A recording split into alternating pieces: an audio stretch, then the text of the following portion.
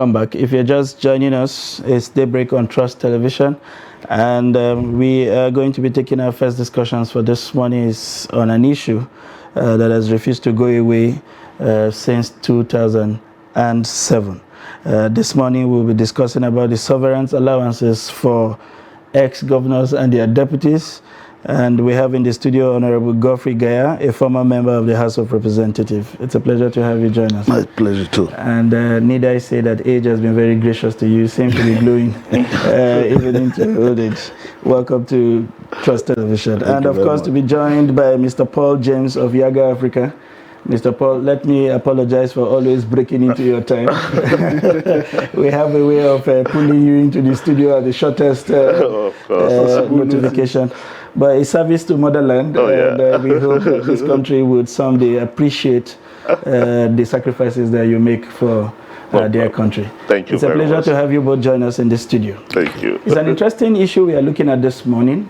It started in 2007 with the current president-elect when, upon preparing to leave office, they had passed this bill of a very bogus severance life, such that he will continue to enjoy the privileges he had for the 7 years in office. And since then, we have had 22 other states join in what appears to be an uncomfortable trend for most of them. In that period, they have spent over 47 billion, maintaining these ex-governors.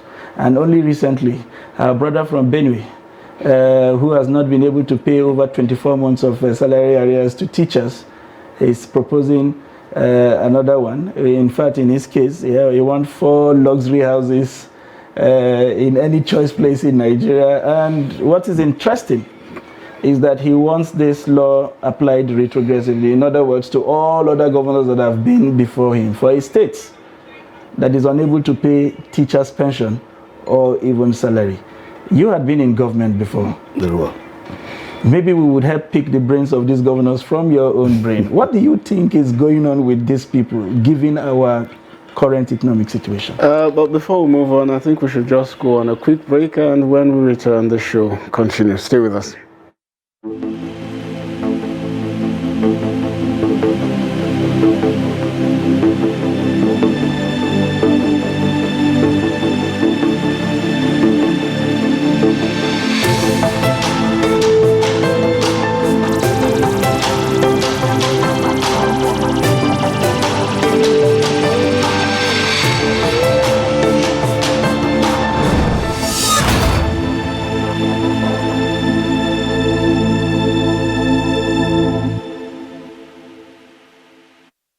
Sorry for that short break. We needed to fix some technical issues, but now we are good. Honorable Guy, I was saying before we had to take that quick breather. What is going on in the minds of these ex-governors? Are they oblivious, or not oblivious, if you like, of the reality of the Nigerian state as we speak? I take it this way. After serving your state for 8 years, you're stepping out to the unknown.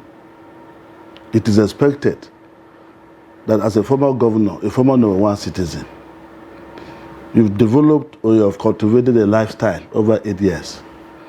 And in Nigeria, whether you like it or not, once you've been a former governor, your house becomes a sort of a dwelling place for everybody. People will come with problems and they will expect that as a former governor, you should be in a position to at least do something for them.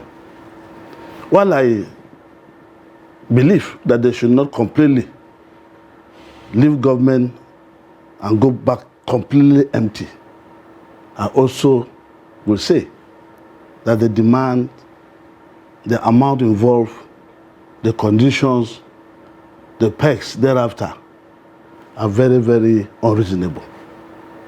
Because I've seen governors before now, I've seen former members before now, former senators before now, when they leave office, their life thereafter becomes very pitiable.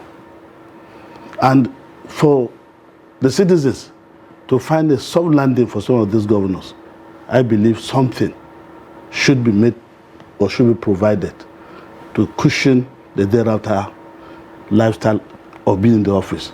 But like I said again, we also must be sensitive. First, to the economic climate we find ourselves now. We should be sensitive too to the life of an average Nigerian that we have governed for 8 years. We should not be so self-centered and selfish into acquiring, and still believe we can sustain that lifestyle even outside office. For God's sake, a governor should have no business asking for houses after 8 years in power. For God's sake, there is no governor that I know that before becoming a governor doesn't own a property, even not in the state capital, at least in his own village. So if we must be our brother's keepers, we must also look back and say, yes, there are Nigerians, over 200 million of them. We are privileged to be in the first, maybe 2,000. The 2,000 that have been fortunate to be where they found themselves before should not be seen to maximally exploit the commonwealth of the people. All right, Mr. Paul, let me ask you this one. So, we've seen situations where, of course, as is the norm, the Nigerian civil service would take young Nigerians, say, at the optimum age of 25, and they're expected to put in, I think, 25 to 35 years of active service. And then when they are done, they're entitled to some form of, they're entitled to pension and gratuity for a couple of years. I'm not sure of the figure. I think it's 15 years or thereabouts. Now, a senator or a member of the House of Representatives comes to serve for a 4-year term and is entitled to pension for life.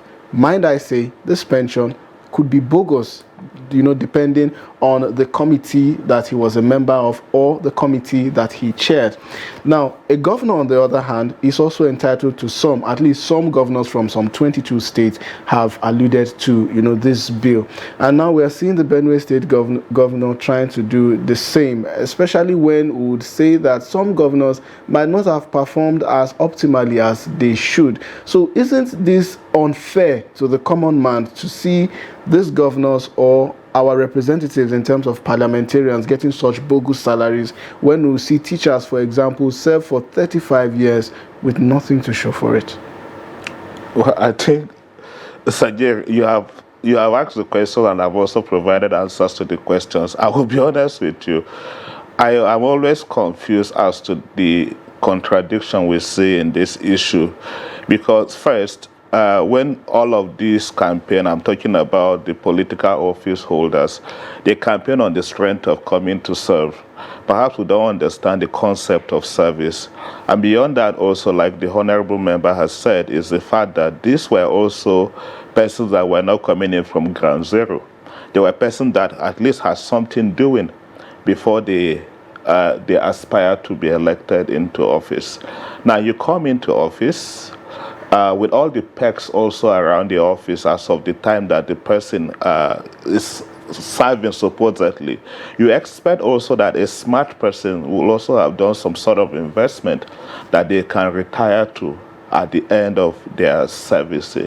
But here we are, by the time they go and they know they are approaching the end of the service, that is the end of time in office, that is when they begin to set up those structures that will protect their interests until they pass on to the thereafter. So I think it is very concerning, especially when you juxtapose that against the economic realities that is currently confronting the nation. So I think why we keep having this problem is the fact that the people that keep electing them into office don't necessarily understand what these people ask by the time they are leaving office, and how that affects the overall commonwealth. Perhaps if we know them before they even get elected into office, then we may want to begin to ask those hard questions.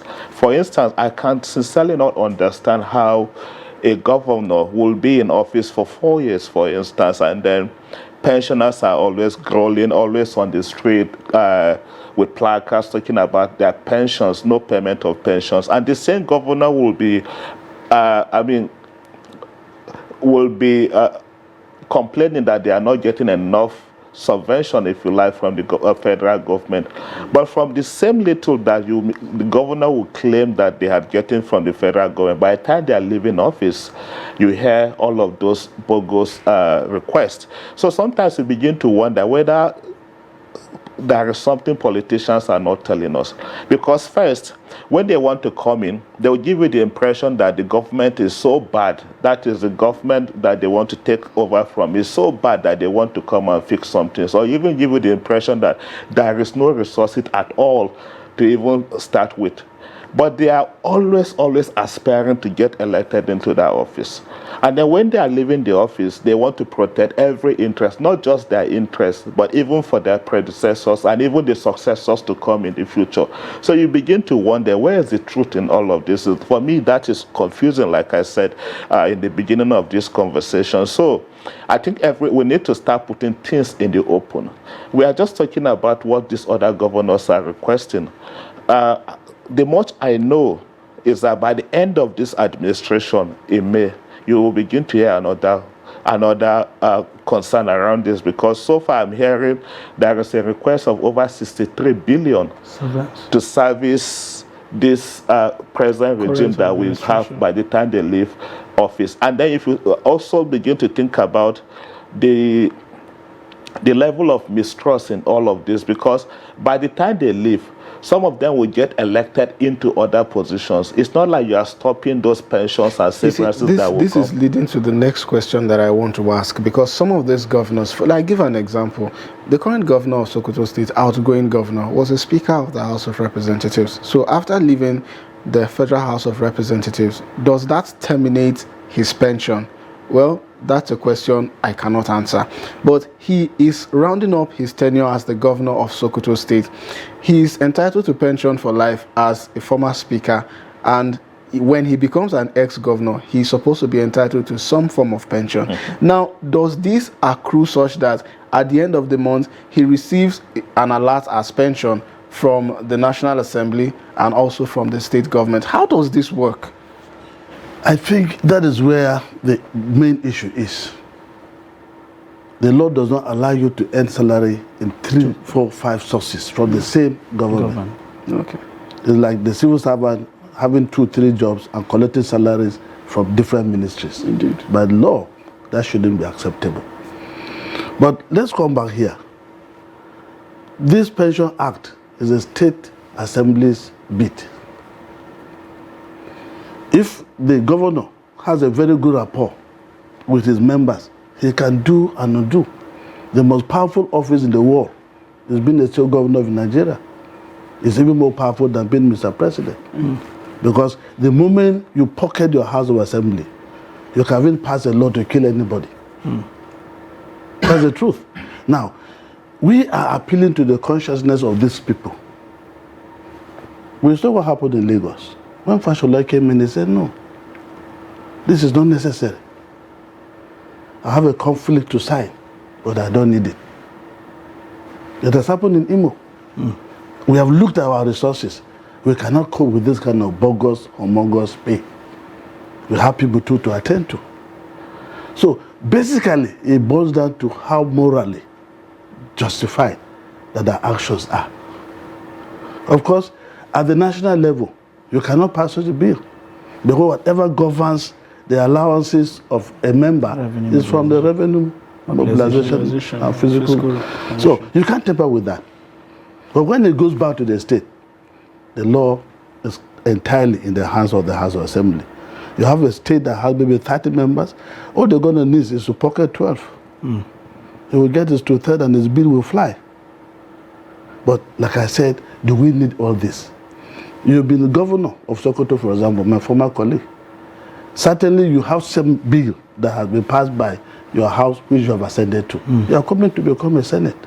For God's sake, let us moderate that once you are stepping up or stepping down, as the case may be, to the same government, forfeit that which you are entitled to. There should be no point for Mr. Tambo, for example, going to Sokoto to collect when he's now a sworn senator. Whatever the perks of office for a senator are, if you are a very satisfied Nigerian, you should be contented with. And then you look at your fellow Nigerian. Let us be human. Let us speak for humanity. That if I'm so cozy in my lifestyle, how do I look at somebody living in Ajegunle? I've been to Sokoto too, and I see poverty all over the place, like most other states in Nigeria. The state that can be said to be viable, that can afford this, they are not up to 2 or 3. Why would the remaining 30-something copy what is not feasible. When you cannot pay compound salary. Yes, and speaking to that, is where I find some of the contradictions you talked about.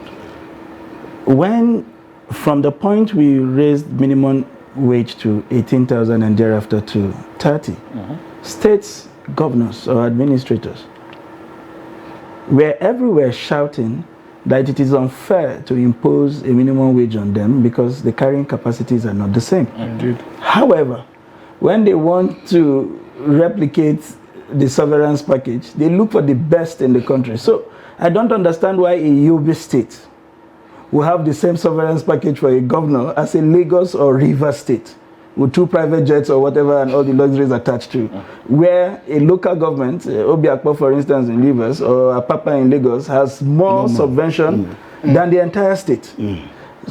So where should we begin to check this contradiction? How can you be a state governor for 8 years, but you want a house bought for you in a place other than where you have been governor? Exactly, Indeed. exactly. So, I mean, Sunday, contradiction and also confusing. For most of the requests, you will hear a house in Lagos and a house in Abuja. In Abuja. The one in Abuja is always expensive because you are going to have A's, you are going to have cars attached to them, and even the A's are supposed to have pension for life and all of that. So you begin to wonder, what is the attraction? I think we need to begin to make all those places unattractive for all of this, because for them, these are becoming like safe havens. If they are in their states, of course, like the Honorable has said, maybe those disturbances, negative or positive disturbances, may continue. And so they are looking for those safe havens in either Abuja or Lagos. But then we have to go back to begin to maybe codify this thing to say, it may also, like Sadiq also had alluded earlier, has to be tied to performance. If there are milestones that a person had to attain, and after attaining those milestones, perhaps if you attain the milestones and you're able to improve your state to the level of whatever you want to go and get in Abuja, then there's no point going to Abuja. If the attractions that are bringing you to Abuja are available in your state, then you may want to stay back in your state and do that. But beyond that, I think the point that needs to happen is we need to start talking about how to open up all of these budgets for the states. Let us know what is accrued to the state, what does the state spend, and all of that. This also has to go back to providing that civic education to the populace in the state to begin to know exactly what happens, because there is always a mystery surrounding this. Every governor or official, public servant that, elected official that wants to come in may want to, if you like, condemn his predecessor and show that things were as bad as people could imagine. But then by the time they come in, you begin to see a different lifestyle. So for me, I think it begins from one, opening the budget of the state, let people begin to understand, provide the right information to the people about what comes in and what these governors are claiming or will want to get as compared with what others are also receiving. We go to the same market, except they want to go outside and be shopping outside of the country. As far as I'm concerned, we consume almost the same thing as them because we go to the same market. I mean, to be fair, that is also where the question of morality comes in. You cannot be living in high heavens and the person you claim to come to serve cannot even claim to get a complete 3 square meal in a day. That is unfair. So the question of morality comes in, but again, we have to go back to also start providing that level of education for people to understand, why do people continue to aspire for political offices if truly they want to serve? For some persons, by the time you come close to them and you are able to engage in one-on-one, you begin to see that, I mean, if horses, wishes were horses, every other person will aspire for the same office, because you begin to there is no substance as to why they want to aspire. For some persons, it's just because, of course, by the time they get elected, they get the immunity. By the time they get elected, they get the kind of resources they want to continue to fund the lifestyle, quote unquote, that they want to live. Now, talking about morality, Honorable Guy, the legislature is your forte, but should we leave all of this to morality? Because, I mean, we've seen situations where our politicians have gone to the National Assembly, and from the National Assembly crossed over to becoming governors, and from governors they cross over back to the National Assembly. And if a new administration favors them, we see them gravitate from even the National Assembly to even occupying offices in the cabinet, becoming ministers and the likes of that.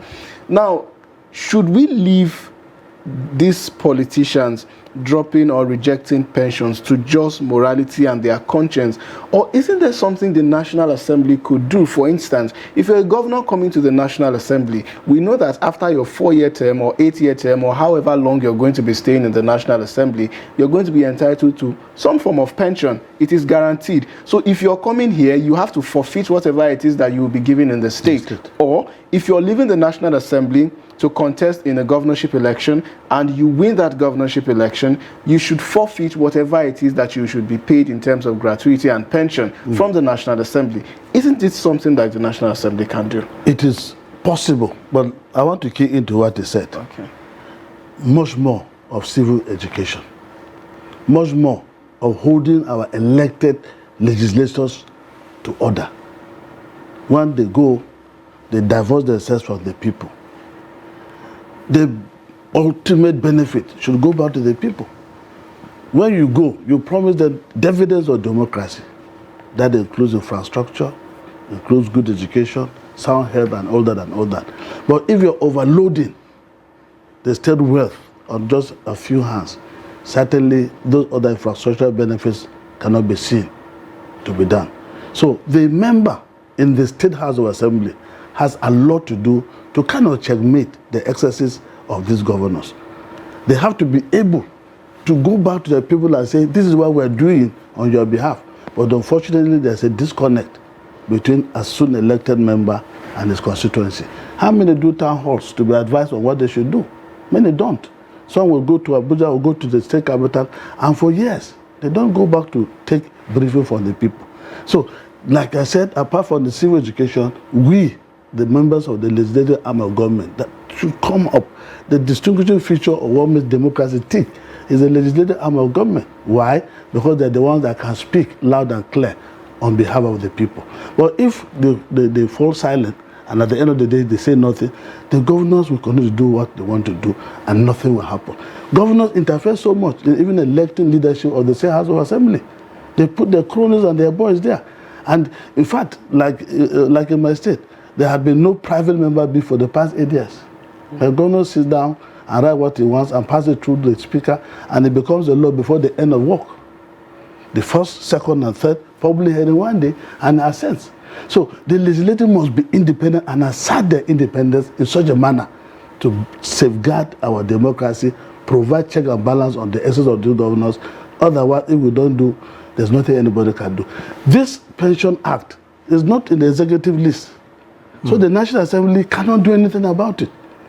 It is something that the state can decide upon. So if the state today decide at the governor assent that they will pack everything and give governor, the National Assembly will do nothing about it. We are comfortable because we are guided by some certain independent bodies. I can't fix my salary. I can't fix my pension. Somebody else does so as an arm of government who is saddled to do that. The states don't have. There's nothing like physical and something mobilization in the state. No, they don't. So it's left hanging. The governors and the House can decide and do anything, and that is wrong. Because unless we make sure that we provide that check and balance on the governors, we are yet to see the worst when it comes to this. Okay. Just to provide context for our viewers at home, so far about 22 states have passed this law, making their ex-governors and their deputies lords after leaving office. These include Abia, Akwa Ibom, Bauchi, Bayelsa, Borno, Delta, Ebonyi, Edo, Gombe, Kaduna, Katsina, Kano, Kogi, Kwara, Imo, Lagos, Niger, Osun, Oyo, Rivers, Yobe, and Zamfara states. In Lagos, for instance, which was the first to implement this legislation signed by the former governor, Bola Ahmed Tinubu, now president-elect, the legislation provides a lot of comfort and convenience for their ex-governors and their deputies. A breakdown of the legislation titled Public Office Holder Payment of Pension Law Number 11, Official Gazette of 2007, shows that former governors in the state are entitled to a house each in preferred locations in Lagos, Abuja, and the nation's capital. The law provides for 6 new cars every 3 years, 100% of their basic salary of the incumbent governor, and a free health care for the beneficiary and his family members. Former governors in the state are also entitled to furniture allowance 300% of their annual basic salary, which is around 23 million as at that time. House maintenance allowance 10% of annual basic salary, utility allowance 20% of annual basic salary, and a car maintenance allowance 30% of the annual basic salary. There is also an entertainment allowance, which is 10% of the annual basic salary, and a personal assistant who will earn 25% of the governor's annual basic salary. It's amazing. It's amazing. And so the question... Rip off. I think you've had something to say for quite some time. So, however, in the case of Benue, the incoming governor is already crying for her. He calls it a scam. And so there is a bit of respite there because the House has already passed it. It has already passed first reading. From the citizens' perspective, what are they supposed to do? Because I say this because, I mean, if you move fuel by 1 naira, everybody is on the street. He was saying to me before this show commences that we don't seem to understand the full glare of some of the things that happen that have more impacts on us than some of the little things we seem to come out to complain about. If these 15, 19, 20, 25 members of the National Assembly seem very easy to be bought over, what options are available for the citizens to stamp, to block this kind of ridiculous bills from being passed? You see, Sunday, number one is the transactional nature of our politics, and until we move away from that, this will continue. I mean, it's sad to say that for some citizens, they will always continue to look up to these people to see how they will continue to give them those pittance by the time they even leave office, even when they are in office. So as far as they are concerned, for some of them, they will continue to protect this. I say this because, I mean, just try to go into even an estate, for instance. From the gate, the security person will ask you, what do you have for us? Now, for an elected official, if you think about the people in the National Assembly, State House of Assembly, what were they elected to do? Let us start from there. What do you elect them to do? To make laws for the state. But then the people in the state are expecting them to come back and build roads, expecting them to come back and fund healthcare, expecting them to come, because there is no understanding of even the roles of the people. As the governor of the state, of course, you expect them to superintend over the affairs of the state and also provide those enabling environment for everything to thrive, for small businesses to thrive, for civil servants at least to live some sort of life of comfort, to be able to pay the school fees of their children, provide a roof over their heads and all of that.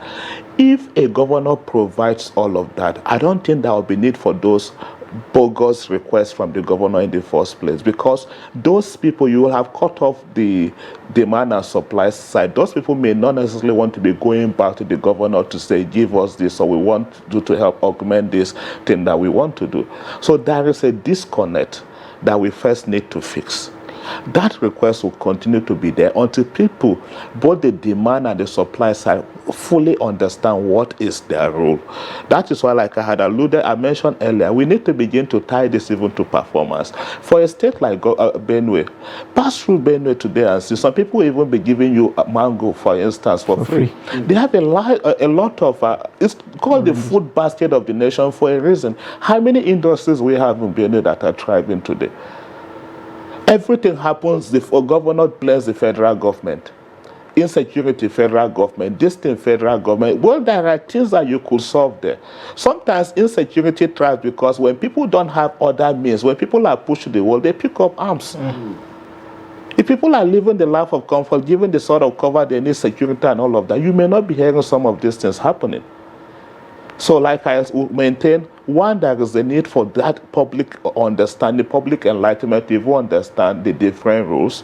Number two, for the governor, he also need to be honest to himself. In the last 4 years, what has been the internally generated revenue of the state? Can he honestly beat his chest and say he has made some leaps from what the previous administration used to get for the state? I mean, let us be honest with ourselves here. I strongly feel that we will come a time in this country, in this nation, where we will begin to have people that are truly coming in for that intention to serve, and they'll begin to reverse all these obnoxious bills or obnoxious laws that we're saying here and there, because we cannot continue to fund that. How do you just suppose a governor earning in millions and then somebody is still struggling with what we call minimum wage that cannot even take you home? You are giving me 30,000 naira, for instance, as minimum wage. How much is the bag of rice? In the same country, in the same economy, you see a civil servant distracted in their place of work because they have to be looking for extra means of making things up. You go to some civil service and then you see people selling chin-chin, selling. You don't blame them because they had to make things, they had to see how they could make things happen. So it has to start from there. You want to remove subsidy, you want to do this, you want to do that. How much are people earning? The last time we increased minimum wage to 18,000 was how many years ago? When you also have a provision that after 5 years, all of this should be reviewed. The implication or the indication is that after 5 years, inflation and all of these things will have changed. But have the governors also been able to live up to this? So there are a lot of questions and even answers. Mr. Honorable Guy, there is one other question that seemed to be agitating the minds of a lot of Nigerians, especially at the state level. The difference between severance and pension. Mr. James pointed out something. There is now a discussion around over 60 billion. That's 63 billion. That's supposed to be the severance package to sever their engagement with government as a way of saying thank you very much for serving us so excellently. You know. Even though the metrics are not there to judge, to evaluate what they have done, really. Of course. That package is there.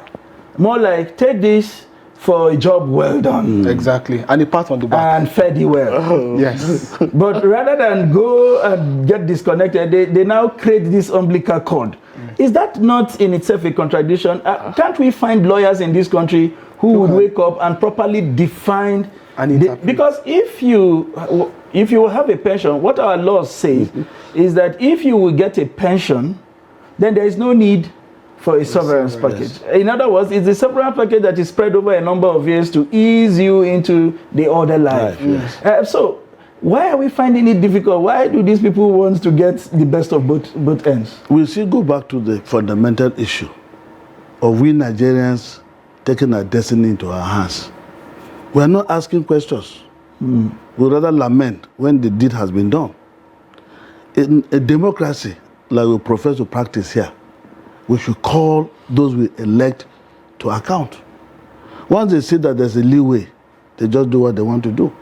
And like I said, we have tried since 1999 to look again into our constitution so that we can amend it and remove such acts that are not palatable to us. But like I said again, the governors have been able over these years to scuttle every attempt to amend the present constitution. If we have done so, wherever it affects how the state should be run, the governor will bribe out the House of Assembly and they will reject it, even when it has to do with their own autonomy. So we need Nigerians, like we talk about lawyers, we have several professional bodies that will come together in unison to say, look, enough of this is not tenable anywhere. It's only Nigeria can do this. I can't collect severance and go back collecting pension. But the Pension Act is rested on the state. Severance is national. So the 600 billion may be meant for ministers that will go. That's the end. No minister has the powers to ask for this kind of thing outside the state governors.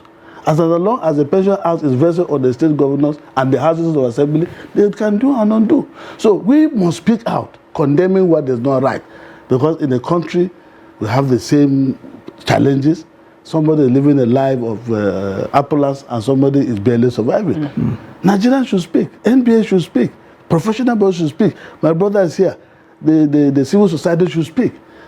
If we all bombard the houses of assembly to rejecting what they are doing at the end of their own tenure, certainly they will have to think. And they also don't do this until it is the last year of a new governor coming in. The new governors coming in too should have the boldness to say we have seen our resources, and to be fair, we cannot be able to do that which has been passed. The new governor has every right to amend, because every act has the right to be amended. So if you have passed this for governor going, if I come in and I don't think I can cope with it, I will never be able. I will call the House of Assembly again and say, review this, remove this clause. Like I said before, I'm not completely against something like a statement coming in. If the severance is given to you, like when I left, I called it my severance. Once and off. I should have no recourse to go back again and say, that House of Reps, because we are members, let us gang up and pass a bill that will give us something. They tried that before. Yes, they did. And we shut it down. Because most of us felt it was not fair to the Nigerians. If they heard that, they will stone us on the street. Let Nigerians react by rejecting what the state government are doing. They should call the members and stone them and say, look, what you're doing is not democracy. Because like I said, if we're practicing democracy based on where we copied from the US, it doesn't happen that way. When the former governor goes, he becomes an ordinary citizen. Absolutely. He's comfortable doing his bit. I remember former governor Balare Musa. When he left government, he packed back to his 3-bedroom flat, which he had before he became governor, and he immediately resurrected his farms. Balare was driving pickup to feed himself. He never at one day said, I regretted not doing what I've done. But the newer generation, the younger ones, are coming to do things that they, in fact, anyway. All right, talking about Nigerians taking the power that they so have into their hands. Paul, during an earlier conversation that I was having with my co-anchor, he stated something, and let me repeat that. He said, Nigerians have a habit of lamenting in private and hiding in public. And on the flip side, our politicians or our leaders have a habit of calling us to speak up in public and then grumbling in private when we actually speak up. So, bearing this in mind, what do you think is the problem exactly? I'm asking this because you see a lot of Nigerians actually try, like what your organization is doing, for example, to get the wider audience or the wider Nigerians, acquainted with what is going on in governance and in government and in the politics as it should be. However, a lot of Nigerians just seem to be so uninterested. So I think it's our nature as a people and something we may have to change from. Sadiq, maybe you want to take up this assignment. For every week, there is something that will distract you in this country. I call them a distraction because every week you see new issues in this country. And give them a few days, people will move on to other interests again. So I think for the government, that's what they keep doing. Sometimes I feel like they are the one that push in this negative propaganda to the public. Let us distract them. Let them be talking while we do other things. Give them 2 days, they'll move on to other things. So I think for us as citizens, sometimes even if you want to do demand, especially like you want to go in for protests, people that are doing movement building will always advise you that pick up an issue, focus on the issue, push until you see that that issue is addressed before you then pick the next issue. Don't model up everything. Model up things and then you get confused in the process. So sometimes maybe we don't know how to follow this to their logical conclusion. We grumble, we complain. Yes, it's becoming even like the human nature in Nigeria. Every time you meet 2 or 3 people, they are complaining about some problems in the country. But you don't also hear how or when. Government should. We as the government, if you go to the government quarters, so you'll be hearing government should. So we as the government will tell you the people are the government. The people will tell you the people that we elected are the ones that are supposed to be doing the supposedly work for us. So that is where the disconnect happens. For the people, first, there is the need to be conscious about how to remain focused on an issue. For instance, the Not You Want to Run bill that was signed by the president in 2018, that was not a function of what just started there. That has been in process for like 10 years. So what the young people decided to do at that point is, can we just focus on this? Because there were also other demands. if you go back to the bill, it wasn't everything that was requested that was signed into law. Not the age, the expectation was for all the age for the president and all to be reduced by at least 5 years, but the president and for the National Senate was not reduced. But at least there was some progress. The next time you want to go and agitate for that again, perhaps maybe you go and say, can we get the one for the Senate also reduced? Yes. For me, that is hard to stay focused on issues.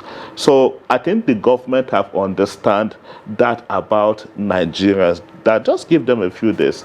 They will move on to the next issue to talk about. We have just talked about, we have just finished from an election. I bet you the next conversation you begin to hear is Koji, Imo. We had moved on from the 2023. Nobody will want to go back in retrospect to begin to review what were the issues, how do we fix these issues. We go back to the next one, we go up to the next one, the same issues will confront us, we will lament and move on to the next one.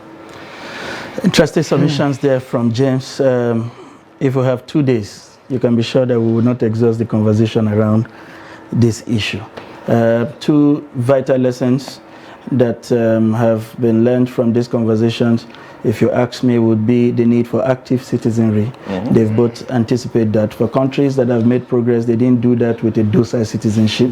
We have been made to understand that things that the average Arabs and Americans or West citizens would not take are the things we take. They push us. When we get to the wall, we break the wall and continue to go behind rather than bounce back. So it appears there are no consequence for this action. So they have emphasized the need for active citizenry. They have also called on public office holders to examine their conscience. We all need to do that at every point in time. There's a need to stop at some point, look back and ask yourself those realistic questions around whether or not what you are seeking is for the betterment of society or for the good of the greater or the larger part of society, or it is self-seeking, and whether or not those are sustainable. This is what they have said. Yes. The conversation around sustainability has taken global dimension and attention. And unfortunately, that's the much we can take this morning. I hope that somehow we have been able to enlighten some minds, awaken the consciousness of some people who think, well, it's their country, whatever they like, they can go ahead and do and just sit by the side and watch what happens. No, it's our country. This country is ours to plow and not to plunder. It's been a wonderful conversation with you, sir. And I hope you are enjoying your retirement from the house. Very well. Have people mine was the Severance. And you don't have people lighting up around your house and asking for chairs. And to James, of course, thank you very much for the sacrifice you make for our teaming viewers. And it's been a wonderful Thursday. Let's do this again tomorrow. If you have missed out on any part, recourse to our social media handle to catch up. And stay with Trust TV for all the interesting programming they have lined up for you for the rest of the day. I am Sunday Michael Ogo. And I'm Sagir Ibrahim. Thank you so much for staying with us, and do join us again. Bye-bye.